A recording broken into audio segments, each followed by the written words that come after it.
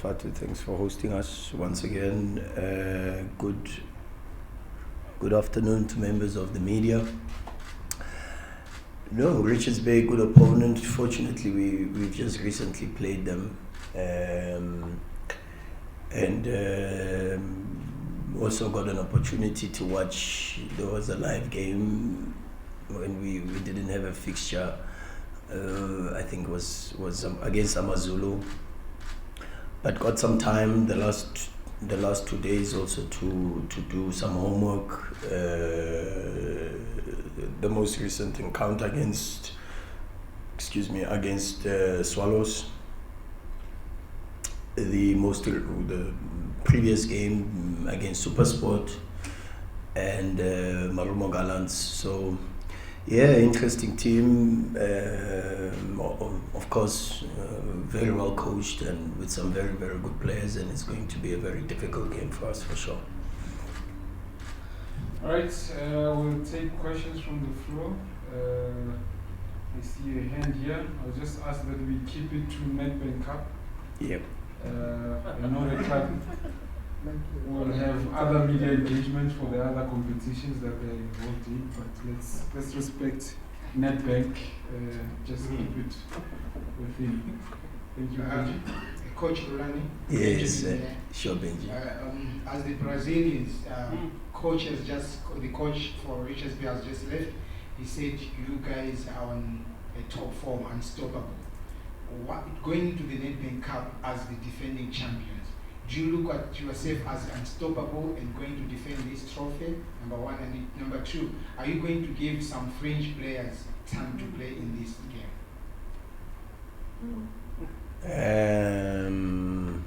Unstoppable, no chance. We are just a very difficult team to play against, and we want to always be a difficult team to play against. We try to respect every opponent and work very, very hard to give ourselves a chance to win the match. It's a difficult question to answer because if you see the team sheet tomorrow, you say, yeah, but he said he's not. But the challenge is how you term the question, and the usage of that word fringe, because it's a word that sits very uncomfortably with me. Everyone in our squad is very important. Every player in our squad is an important player, a part of the team, and at any time we can use them. They are registered with the PSL. They are still at Mamelodi Sundowns because they've got contractual obligations to be a part of the team, and they want to be part of the team. They wouldn't be part of our team if they did not want to be part. We don't keep players who don't want to be part of the team, and therefore everybody wants to be there, everybody wants to fight for his place, and everybody wants to play. And we try our level best to put the best team that we consider good enough to be able to win, and anyone within our squad of 36 is good enough to represent this match. Thank you, Coach. Let's move on to Karabo. Thank you, Fatu. Good afternoon, Coach. Sure, Karabo. In relation to the build-up of the Nedbank Cup, I just want to focus more on cases Mandula, Coach. He looks, a player that doesn't feel the pressure, it rolls off him. Walking walk of arts as well. He's beautiful with the ball at feet, the way that he holds the ball as well. Still got to learn, of course, but how do you protect it? Because, he's been on the back pages of a lot of newspapers, it's trending week in, week out, so on Twitter. So how do you protect such a young, precocious talent? Because it's quite important that you guys do protect him. Is it a case of you speaking to him continuously, the senior players? How do you ensure that this guy does not, all that is happening in and around him doesn't go to his head? I just tell him to walk barefooted. Like I tell most of my players, serious talk. I tell them to take their shoes off and to walk barefooted a lot. That helps with. I do it myself. I do a lot of barefooted walking. It helps with earthing. It helps with grounding. It helps and it's important. It's part of my routine, and it's the advice I give a lot to the players, that they must walk barefooted. It's true. Ask Shupi, he'll tell I'm not lying. It's true. and you can do the research about it. It helps big time. Once you feel, my psychologist told me once, she says to me, you have to do it. And it helped me big time, and so it's the advice I give to the players. I'm gonna try it too. Yeah. You will see the incredible difference it makes. It keeps you extremely grounded. It keeps you connected. It keeps you extremely grounded. It's a good thing. Go on, brother. After the coach, Kamachalo Mokhale of FM Sports. Sure, come on. Coach, you've played you've played Orlando Pirates 5 times this season, and now you're playing Richards Bay for the 3rd time. How tricky is it playing the same team all the time and the pressure of you having to defend the trophy? Yeah, well, it's the same. We try to win every single game. We try to put ourselves in a position where the performance is good enough, Gamo, to be able to win football matches. And that's someone said to me the other day, it's tough at the top, but it's even tougher at the bottom, and pressure to win is actually a privilege. And that's what we accept, the pressure of trying to win every single match, trying to win every single trophy. We are fortunate in this moment. We are still in all 3 competitions that are left this season, and we have to do our utmost best to make sure that we not only defend the Nedbank Cup, but we also defend the league title, and we do a lot better than we did last season in the Champions League. And so that is the focus, and every single day we try to focus on the next fixture, as hard as it is, without a lot of days in between. But we try to do our post-match analysis against Pirates, recovery after the match, and then we've got a lot of homework, minimum 3 matches of the opposition to watch. And then and it's not easy, because if you watch Richards Bay, for an example, against SuperSport, they play very different, and Sundowns has a very different role. Against Mamelodi Sundowns, also a little bit different. Against Swallows, they play with a back 3 up until maybe the 72nd minute, or if you like, deep in the second half, then they go to a back 4. A system that they haven't used quite a lot, and that was probably one of the most interesting matches actually that I've watched this season, was Richards Bay versus Swallows, because Swallows also do Middendorp is a good coach, and he makes 4 changes at half time to throw everything open, and then Richards Bay have got to respond, and you could see the moves that both coaches or technical teams were trying to make, and that was an interesting game for me. But yeah, this is the work that we have to do, and we have to be consistent with it for sure. Coach, sure, TT. You can go ahead. Okay. Joseph, sports coach. Sure, I'm just going to go back into what Coach Vasily said. Yeah. He said you guys are the toughest team to play against, because the way of the formations that you change. If they defend with 3, you will attack with 5. If they defend with 5, you will attack with 6. All of that. The tactical space of the coaches, looking at a cup and a league, they're 2 different things. The approach that you're taking on this cup, sure, looking at defending it, of course, is it an all-out attack, or is Coach Rulani going into this match thinking about the weekend that the CAF Champions League is coming? Where is your head space on that? And looking at that, the teams are now starting to figure out how you play, but they cannot break the code. Sure.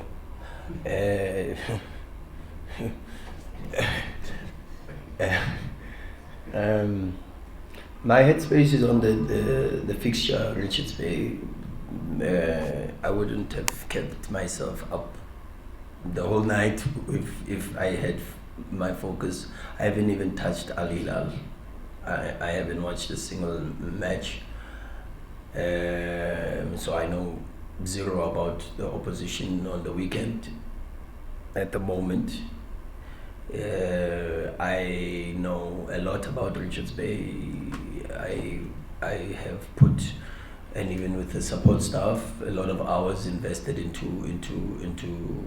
opposition analysis, and then trying to give the players as much information as we possibly can without overloading. And that's what we did this morning, and then we had a tactical session this morning to try to prepare. And so the focus for sure is on Richards Bay and trying to win the next match. Whether the coaches have an influence or not, your first part of the question is I'm consistent with that answer. South Africa, we make too much of the coaching in this country. The game doesn't belong to us. The game of football belongs to the football players, and I always say that, and I'm consistent with that answer, because it's the people. Those are the people that go on the pitch and they perform, and the supporters are coming to watch them, and we are just there to facilitate and support them, give them structure, give them information, and help them to first to improve, second to perform well and consistently well, and to try to win things, TT. So yeah. That's in short how I answer the question. Difficult question, but yeah, in short, that's how I'd answer it. Okay, and there was a hand. Okay, you can go first, Neil. Coach, Chanel. Yeah. Coach, in the 7 days from Saturday, from Saturday to Saturday, you're playing 3 different competitions, Yeah. including the Nedbank Cup tomorrow. In terms of mentality, I think you guys and Mamelodi Sundowns are the only 2 teams that are playing 3 competitions still. In terms of mentality, like from competition to competition, league, Nedbank Cup and Champions League, what's the difference in different approach and mentality? Because the Nedbank Cup, you lose 1 match, you're out. Champions League, the first game is a home match, a very important match. You lose that one, you're in trouble. So difference in mentality. What's the difference between the 3 competitions? Yeah. Well, the focus for us is to try to win the next match. And so fortunately the next match is not a small-sided game, a 5v5 or 6v6 or 11 versus 11 training session. So every day that's the message. We come in the morning, the message is win the next match.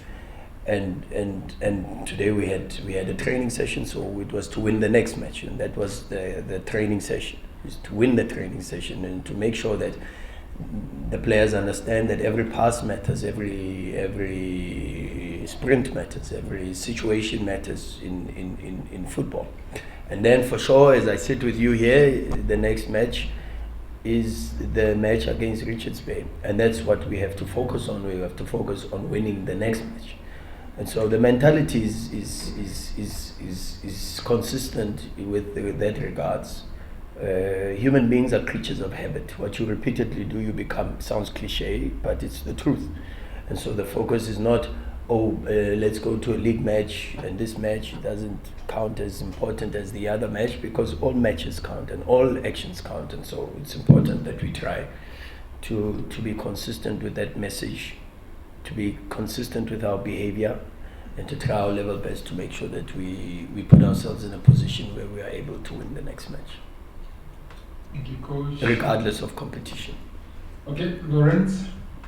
Coach Lawrence from the Rescue Times. Sure, Lawrence. The Barefoot thing also helps with jet lag. Anyway,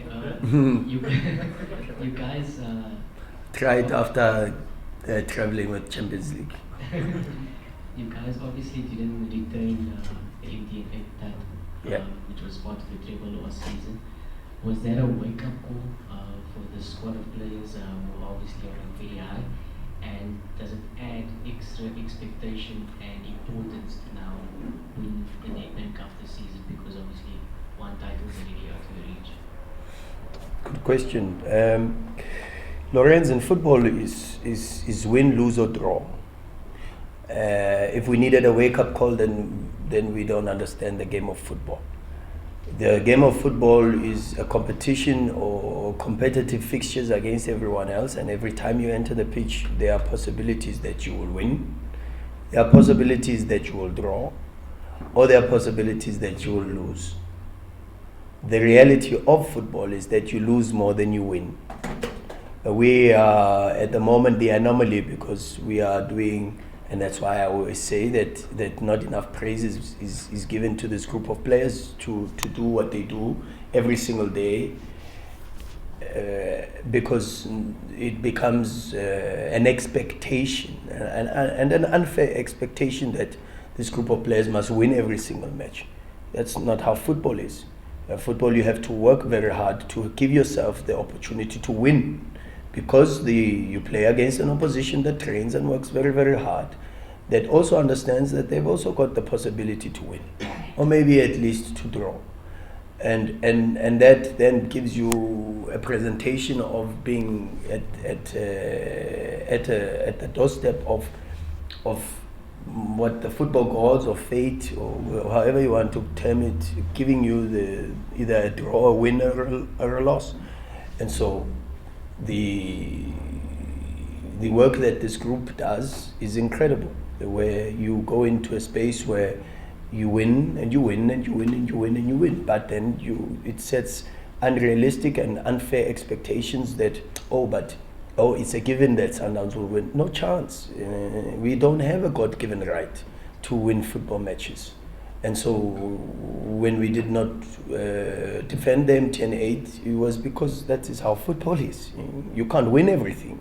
You try to, for sure, because that's what you aim for when you have the obligation and you have the expectations and you have a club that aims for that level of dominance and success. But you don't have that God-given right. A case in point is Liverpool. Liverpool for the last 2, 3, maybe 4 seasons were on the cusp of glory, maybe even perfect seasons where maybe a point difference between them and Manchester City decides the title, Champions League final, Champions League success. And where are they this season? That's football. And football, Manchester City, the same. These are defending champions. And the other day they lost 1-0. Last night actually I was watching. And so you look at Man City, you look at Liverpool, and Liverpool lost 3-0 to Wolves, and have been struggling with the same team, the same coach, and yet from being a team that was on the cusp of glory and achieving so much success, is a team that is struggling this season. So no one's got a God-given right to succeed and to win, and to win you've got to earn that, and you earn that only by first being humble and accepting, and that's where this grounding thing and walking barefooted comes in. Keep your feet firmly on the ground and understand that you have to perform well. It's football. You have to play well, you have to prepare well, you have to give yourself the best chance of fate deciding to fall on your side. And that's what we try to do. So we don't need wake-up calls. We need consistent hard work and a lot of humility in understanding that football is a game where anyone can win, and maybe even, like I said, in football you lose more than you win. In any competitive sport, you go to basketball, you go to whoever is Stephen Curry, LeBron James, these people that are at the top or were at the top of the game, ask them how much they've lost. They will tell you they've probably lost more than they've won. You go to golf, ask Tiger Woods how much he's won. He's probably won a little bit less than he's lost. It's true. You go to tennis, you go Serena, Venus Williams, you ask them how much they've lost. They will tell you they've lost more than they've won. And that's true. But yet they operate this elite bracket of sportsmen and women. So that's the reality, and we just have to continue with this focus. Okay, we're wrapping up now. Mazola and then Yolube. Thanks. Shamazola. Coach, you brought in young Carlos, in a tight game. Some might think maybe big statement to bring a young kid like that when the margin is so thin. Does that suggest then he's perhaps ready for a start to play more minutes? And with your background also as a youth coach, when do you know that a youth player is ready? Because sometimes the scales of improvement are different. You have a cash, you can have a youngster that was in the academy but never makes it to the elite league. Yeah, you never know, Mazola, to be honest, whether they are ready or not. You've got to throw them in the deep end and they've got to try to swim. I said the previous press conference that it's good for Karel, sir. I watched his game yesterday against the very same Richards Bay in the DTC. And today he came back. He did his recovery session, and my first comment to him was I need to sit down with him and do analysis of his performance yesterday, because there's so much still that you need to improve. The only way to try to gauge is try to have foresight with talent. Not easy, but you look at where they are, and then you try to equate where they are with the potential that you may think due to experience and having worked with players in the past who had enormous talent.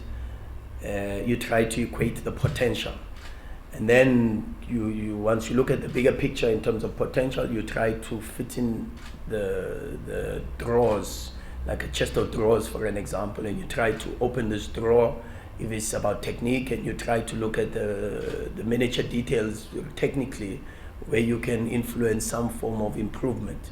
And then once you are, and sometimes you could simultaneously open different drawers, technical, tactical, social, for an example. There's so many factors that go into how a player can maybe even reach full potential. And so when I look at young players, I try to look at the bigger picture. I try to look at not where they are, but where I think they could be. And Jerome is one of the players that I feel has incredible potential still to improve, because he's got some very important weapons already, like speed and the ability to solve situations in tight areas. So speed, technique, and the dribble, which are very important weapons in modern football to have, and they will still be, with how the game is developing, maybe even for the next 10, maybe whatever years, 10, 15 years, whatever, they will still become very, very important until you get into that space where we spoke about it the last time, where robots start to have a little bit more influence on the game.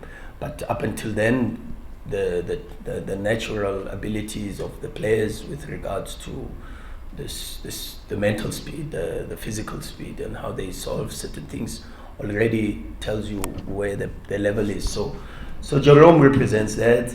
Ntando Nkosi represents that. Ntando has been with us for quite some time. He's a talent that excites me a lot. I watched him at training for the last 2-3 days. He's just been a little bit unlucky with injuries, but that's normal for a youngster that comes into the senior team, and then the intensity and the demands are a lot higher.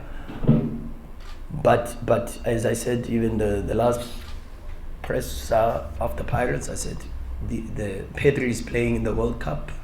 Jude Bellingham has got how much experience already with competitive level and senior team football and playing for the national team. So we are 1 or 2 years behind already with Jerome, and so to try to speed up that process will not only assist Jerome but also assist this country, because that's where the future lies, for sure.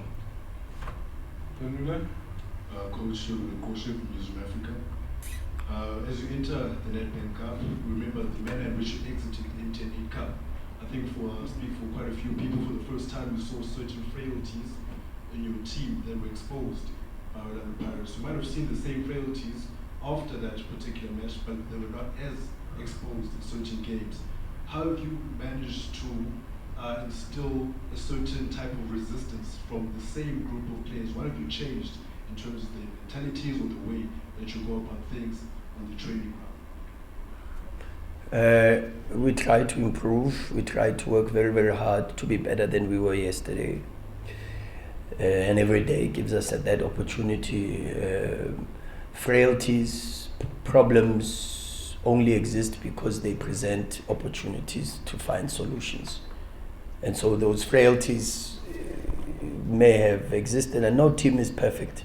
Believe you me, no team plays football without any strengths, weaknesses. But you've got to. The best teams are the ones that hide those weaknesses. You watch Barca, you watch Man City at the highest level. You watch even Arsenal. Arsenal have got.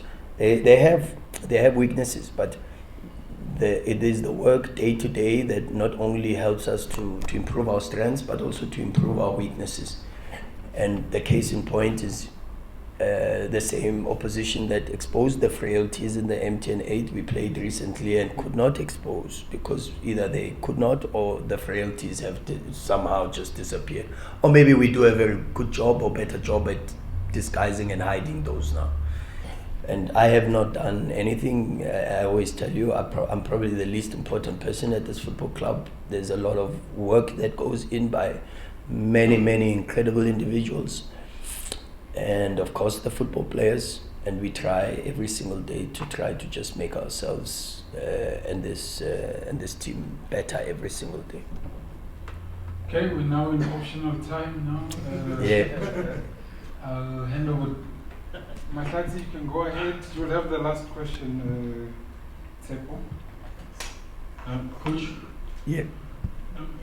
a few months ago when you were given this job of being the head coach of Sundowns, Yeah. I mean, obviously you took it because you believe that you can do it, but Sure. from a personal perspective, has it panned out the way you expected it to be? I'm not saying it's easy, but is this what you had in mind when you first got into this? Or at that time you feared for the way to say, this is a big animal.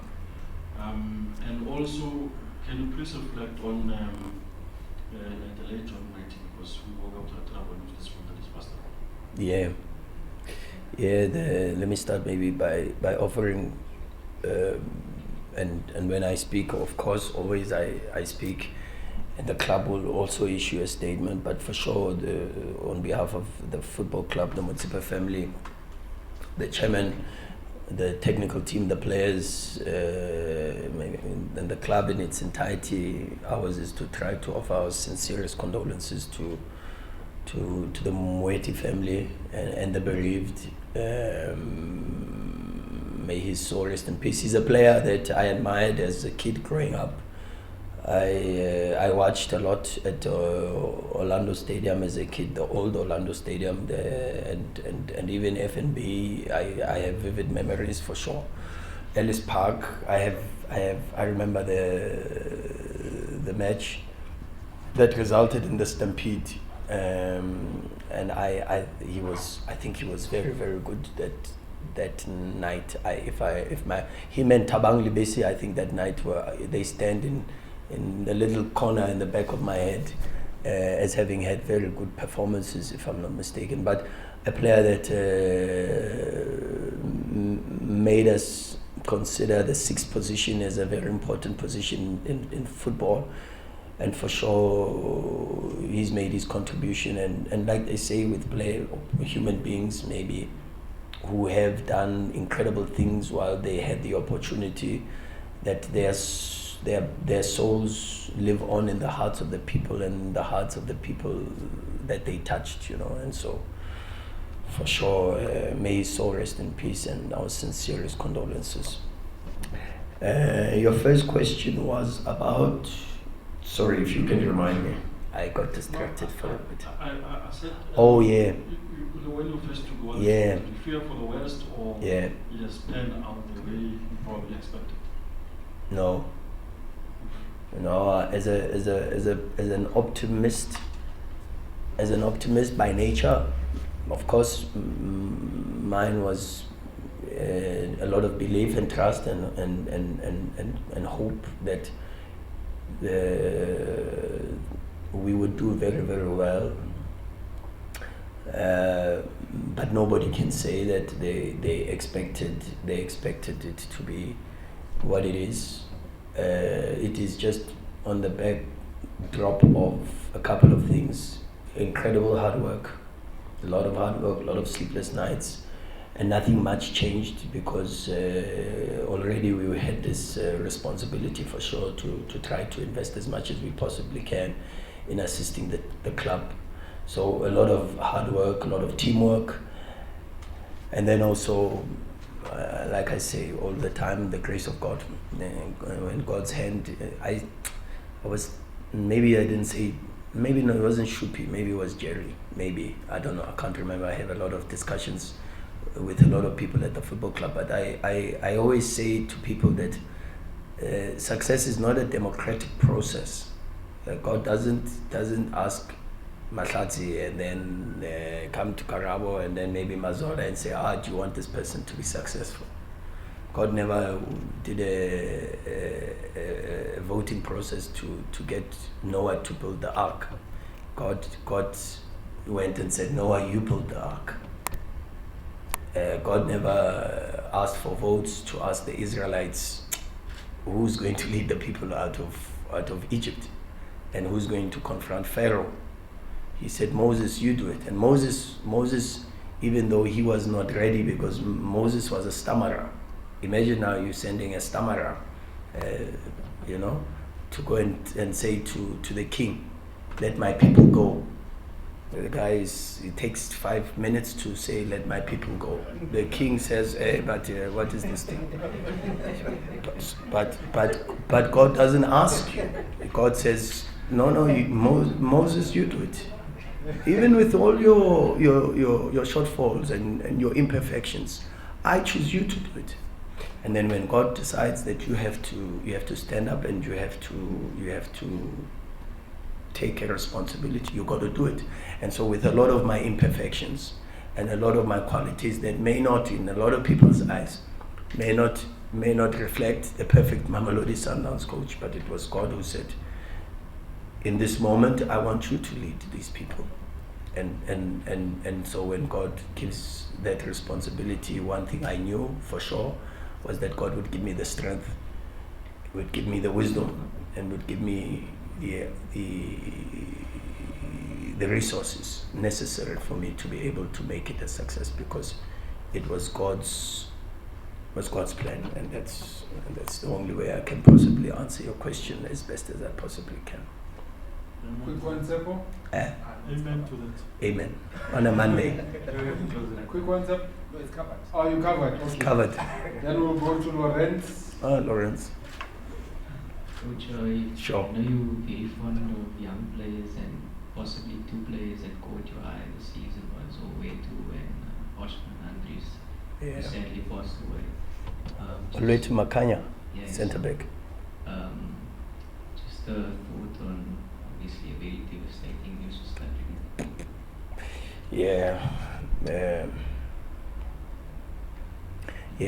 That one was sad news, and it's sad news because it reveals scars that have not really healed from a personal perspective, and maybe even from a club perspective, because as a club we lost, not so long ago, we lost the late Anele, we lost the late Madisha.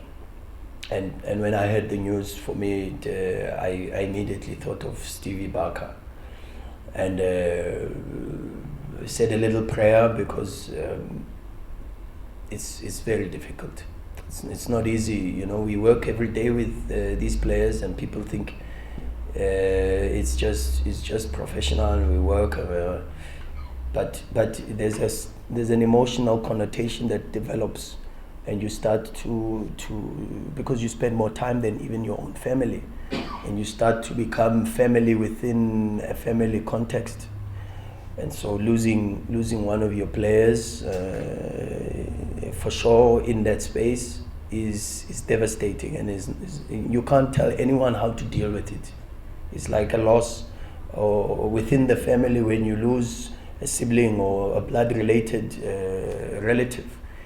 No one can tell you how to deal with a loss, and the only thing is you can try to pray and try and ask God to strengthen those who unfortunately are bereaved and are at the space where they receive the unfortunate news and the incident. But Yeah, our sincere condolences once again as a football club to Stevie Barker, to Stellenbosch family, to the family in its entirety, and yeah, one day this will all make sense. But for now, we've just got to trust in God's timing and trust in the wisdom that He possesses that goes beyond human understanding.